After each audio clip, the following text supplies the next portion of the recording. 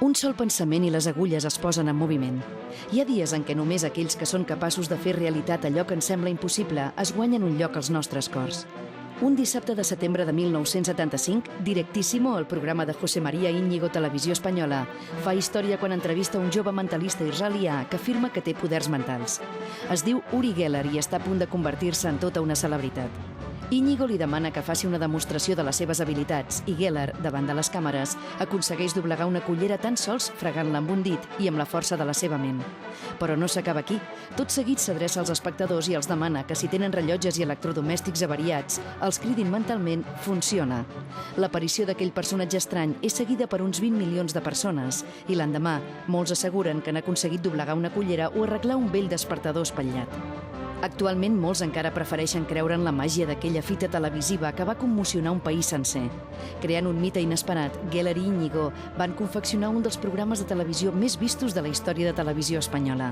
Acceptem la il·lusió perquè preferim creure en el miratge de la intangibilitat i ens resistim a acceptar la raó i el pes de l'evidència que ens retorna un cop més a la nostra avorrida quotidianitat.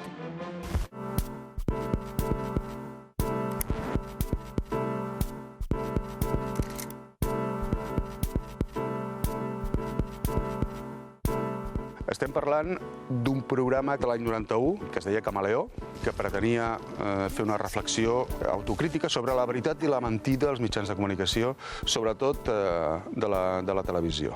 I es partia d'un supòsit real, que era el moment de crisi que vivia l'extinta Unió Soviètica i de la possibilitat que hi hagués un cop d'estat. Bona nit, hem d'interrompre el programa que us oferíem per donar-vos una informació urgent.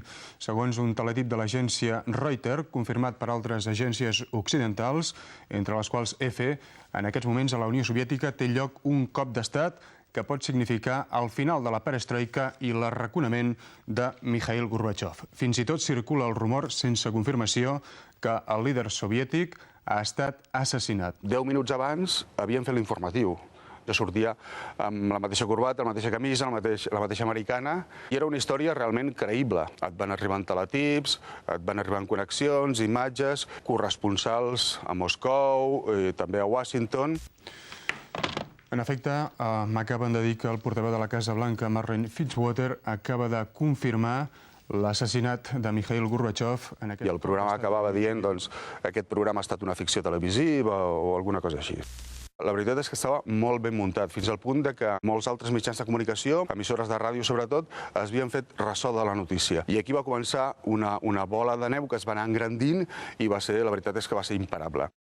Hi va haver una queixa formal de l'ambaixada soviètica a Espanya. El llavors president Felipe González va sortir d'una reunió perquè el van informar que hi havia un cop d'estat a la Unió Soviètica. La veritat és que va ser un merder bastant important.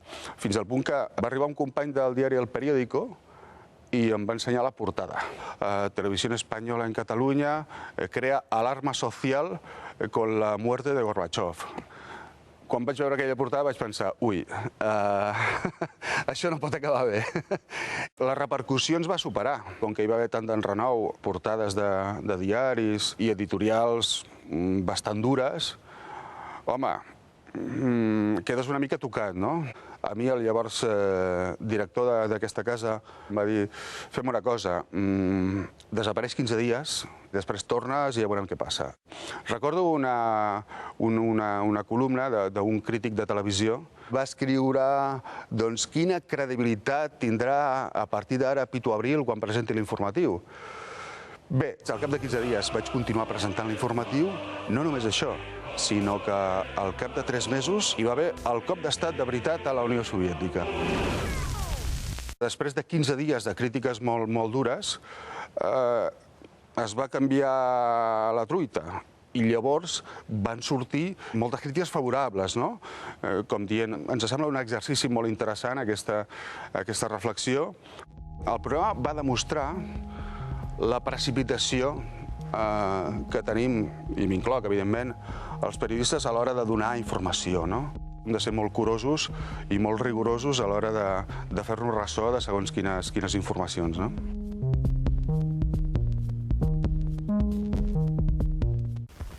Hi ha moments en què el coratge d'un home en pot ajudar molts més. Decisions que la gent pren pensant més en la perdurabilitat del moment que no pas en el seu propi benestar. 23 de febrer de 1981. Televisió Espanyola retransmet la sessió del Congrés dels Diputats quan de cop i volta el tinent coronel Antonio Tejero irromp a l'interior de la sala cridant i disparant trets. Immediatament ordena que desconnectin totes les càmeres de televisió. Tots els empleats de Televisió Espanyola l'obeeixen, excepte un, Pedro Francisco Martín.